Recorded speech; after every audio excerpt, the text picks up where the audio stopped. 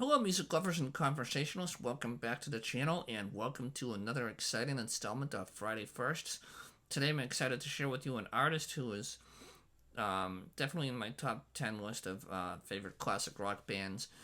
And about a year ago, I was at my favorite record store and found a copy of what I later would find to be a first pressing of their debut album. And this one just sounds phenomenal. It's very clean, very nice copy, and I'm talking about the debut album from the Bad Boys of Boston and AEROSMITH. And as you can see, this is the smaller photo of the band, and it's got a bit of uh, bleeding going on there from the orange in the picture, and the sky and everything. And this one, from my research, they said it was a first pressing, and also another way they said you can tell is that it's got the misprint here on the Rufus Thomas tune, Walking the Dig, and they later would fix that in the reissue that came out a couple of years later. This is the track listing here, and a little better version of it there. And I hate how they get the $1.99 sticker on here. Unfortunately, I didn't pay $1.99 for it, but you can see the strip down there with the track listings for the radio station.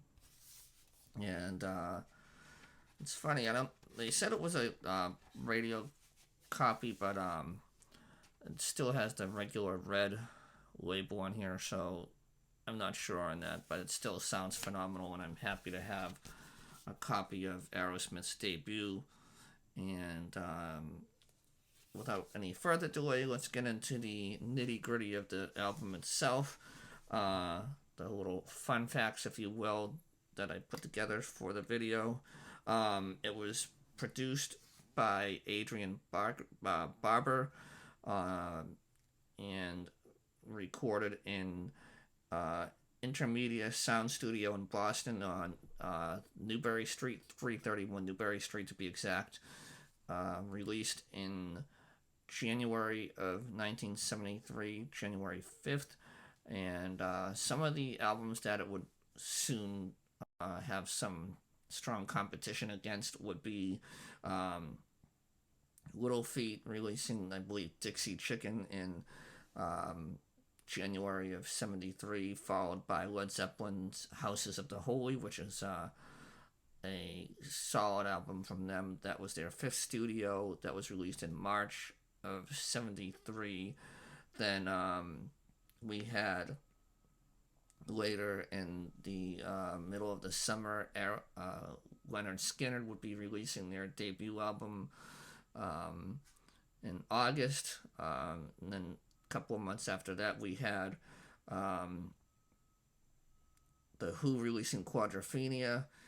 And of course, we'd have Black Sabbath releasing Sabbath Bloody Sabbath in November of 73. And ZZ Top, of course, was releasing their third album, Tres Hombres, which is one of my favorites of theirs. For the rankings, I usually will go through the entire track listings for the songs here, but I did it a little differently this time. I thought that Mama Kin and Dream On, even though they're such terrific songs and are songs that deserve the spotlight, I thought they overshadowed the rest of the track listings on here. I did keep the song Walking the Dig on here because I just think it's a great cover, and they really did a nice tribute to that song. And I felt that it deserved to stay on the rankings. The first song off of the album is called Someday. And this was one that was written by Steven Tyler and Stephen Emspack, the I believe roadie for um, the band at the time. It's just a great song. A lot of cool guitar riffs on it, and Steven Tyler's harp playing is just out of this world on it. It really sets the tone for the rest of the album and future Aerosmith songs and themes that you can hear being developed in this particular song, Someday. Next, we have One Way Street. I really enjoyed this one. I think it's got a really cool song to it, a lot going on for it.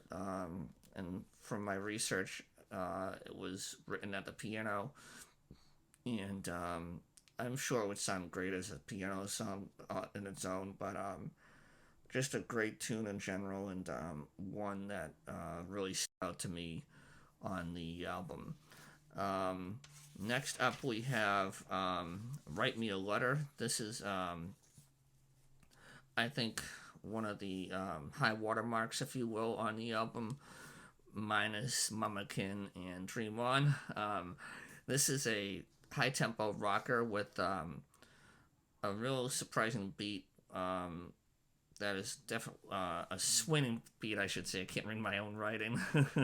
A real swinging beat that'll definitely get you up out of your seats and dancing. Just a great tune that you'll want to hit replay on several occasions.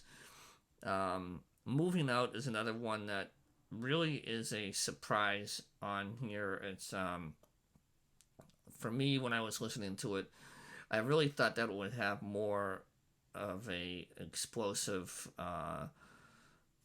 moment in it, and they really, until you get to the 3 minute and 30 second part of the song, it is more of a slow burner, so to speak, and it's a great tune, but it just keeps building and building, as I said, till about the 3 minute and 30 second mark or so, when Tyler's vocals really just hit the accelerator for a split few seconds and then quickly throttles back.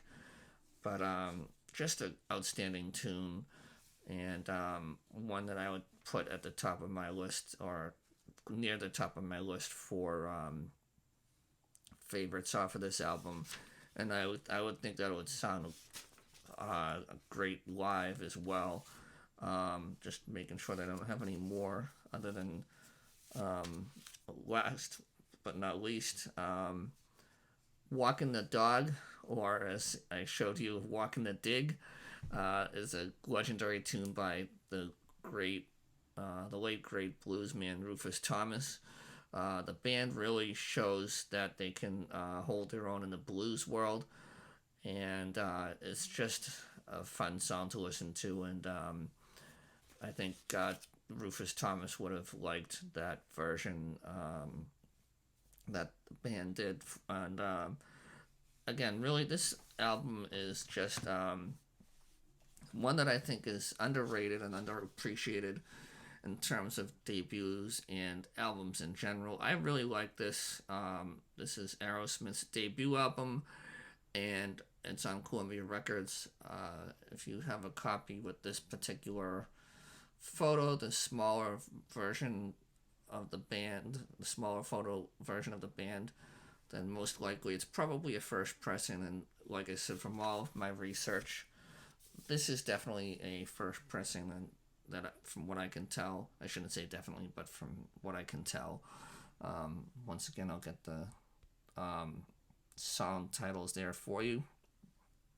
And yeah, this is just a great find. I was happy to see it in the stores. And again, thank you for watching another installment of Friday Firsts. And I will catch you guys all next time. Take care. Bye-bye.